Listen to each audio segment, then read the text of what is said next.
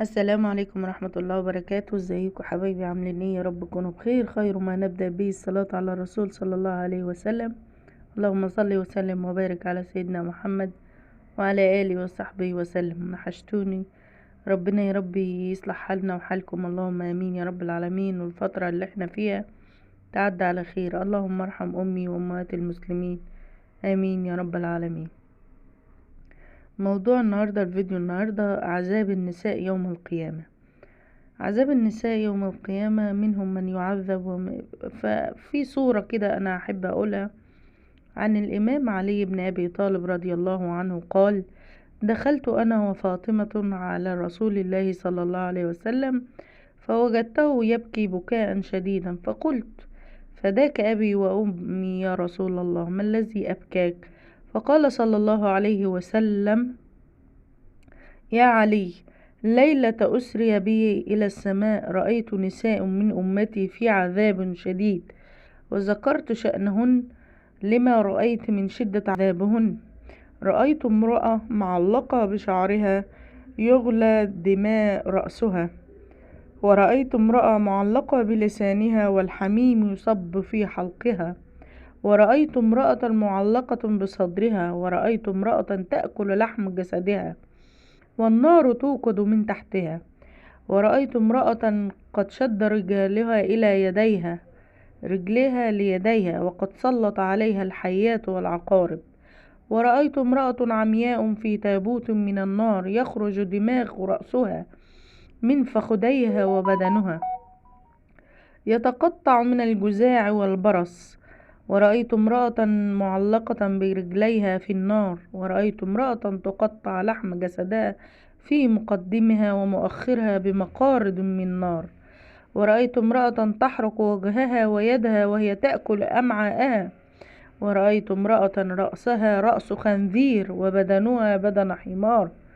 وعليها 1000 لون من بدنها، ورأيت امرأة على صورة الكلب والنار تدخل من دبرها وتخرج من فمها، والملائكة يضربون على رأسها وبدنها بمقاطع من النار. فقالت فاطمة: أما المعلقة بشعرها فكانت لا تغطي شعرها من الرجال، وأما المعلقة بلسانها كانت تؤذي زوجها، وأما المعلقة بصدرها فإنها كانت تمتنع عن فراش زوجها، وأما المعلقة برجلها فإنها كانت تخرج من بيتها بغير إذن زوجها، أما التي كانت تأكل لحم جسدها فإنها كانت تزين بدنها للناس، أما الذي شد رجلاها إلى يديها وسلط عليها الحيات والعقارب فإنها كانت قليلة الوضوء قذرة اللعاب، وكانت لا تغتسل من الجنابة والمحيض ولا تنظف، وكانت تستهين بالصلاة. أما العمياء الصماء الخرساء فإنها كانت تلد من الزنا فتعلقه بأعنق زوجها، أما التي كانت تقرض لحمها بالمقارض فإنها ما كانت سيئة السمعة والعمل، أما التي رأسها رأس خنزير وبدنها بدن حمار فإنها كانت نمامة وكذابة، أما التي كانت على صورة الكلب والنار تدخل من دبرها وتخرج من فمها فإنها كانت معليلة نواحة الصراخ على الميت. ثم قال رسول الله صلى الله عليه وسلم: فداك أبي وأمي يا رسول الله، ويل لامرأة أغضبت زوجها، وطوبى لامرأة رضي عنها زوجها. رجل استيقظ مبكرا ليصلي صلاة الفجر في المسجد، لبس وتوضأ وذهب إلى المسجد، وفي منتصف الطريق تعثر ووقع وتوسخت ملابسه. قام ورجع إلى بيته وغير ملابسه وتوضأ وذهب ليصلي، وفي نفس المكان تعثر ووقع وتوسخت ملابسه. قام ورجع إلى بيته وغير ملابسه وتوضأ وخرج من البيت. لقي شخص معه مصباح، سأله: من أنت؟ قال: أنا رأيتك وقعت مرتين فقلت أنور لك الطريق إلى المسجد. ونور له الطريق للمسجد، وعند باب المسجد قال له الرجل: أدخل لنصلي. رفض الدخول وقرر طلبه، لكنه رفض وبشدة الدخول الصلاة. سأله الرجل: لماذا لا تحب أن تصلي؟ قال له: أنا الشيطان، أنا أوقعتك المرة الأولى لكي ترجع البيت ولا تصلي بالمسجد، ولكنك رجعت، ولما رجعت إلى البيت غفر الله لك ذنوبك. ولما أوقعتك المرة الثانية ورجعت إلى البيت غفر الله لأهل بيتك. وفي المرة الثالثة خفت أن أوقعك فيغفر الله لأهل قريتك. فلا تجعلوا للشيطان عليكم سبيلا. حياة الإنسان تبدأ بورقة. عندما تولد لا تعلم ما الذي أخرجك. قلنا حياة الإنسان تبدأ بورقة. عندما تولد لا تعلم ما الذي أخرجك من بطن أمك، وعندما تموت لا تعلم ما الذي أدخلك إلى قبرك. عجبا لك يا ابن آدم، عندما ولدت تغسل وتنظف، وعندما تموت تغسل وتنظف. عجبا لك يا ابن آدم، عندما تولد لا تعلم من فرح واستبشر بك، وعندما تموت لا تعلم من بكي عليك وحزن. عجبا لك يا ابن آدم، في بطن أمك كنت في مكان ضيق ومظلم، وعندما تموت تكون في مكان ضيق ومظلم.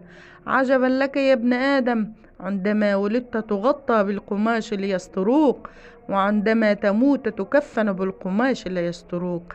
عجبا لك يا ابن آدم، عندما ولدت وكبرت يسألوك الناس عن شهاداتك وخبراتك، وعندما تموت تسألك الملائكة عن عملك الصالح، فماذا أعددت لآخرتك؟ جرب تقولها من قلبك: أشهد أن لا إله إلا الله وأن محمد رسول الله. أشهد أن لا إله إلا الله وأن محمد رسول الله. قل هو الله أحد الله الصمد لم يلد ولم يولد ولم يكن له كفوا أحد. فضلا إذا أتممت السمع لك جزاك الله كل خير. اللهم آمين يا رب العالمين. اللهم اغفر لنا ما تقدم من ذنبك وما تأخر. أرجو الفيديو عجبكم، ولو أول مرة تشوفوا قناتي جزاك الله كل خير. ادعموني باللايك والاشتراك، دوس على الزرار الأحمر عشان يوصلكم كل جديد على الجرس.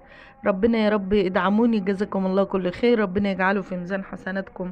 اللهم ارحم أمي وأمهات المسلمين، وارحم أمواتنا وأموات المسلمين، واغفر لنا. اللهم آمين يا رب العالمين. طبعا أنا محتوى قناتي أنا ما أقدرش أغيره، وأنا مش هعمل زي القنوات التانية. طبعا قناتي واقفة وتحقيق الربح واقف عليها، فأتمنى دعمكم ليا. جزاكم الله كل خير، وإن شاء الله نلتقي على خير، وفيديوهات بإذن الله هتنزل حلوة إن شاء الله تعجبكم. احنا نبغى الآخرة لا نبغى الدنيا. لو ربنا أراد لنا الرزق هيريد لينا، لو ما أردش الحمد لله على كل حال. نعملها صدقة جارية بعد حياتنا، في حياتنا وفي مماتنا، بحيث ان احنا ولادنا تفتح تشوف الفيديوهات دي، حاجة تشرفنا يوم القيامة.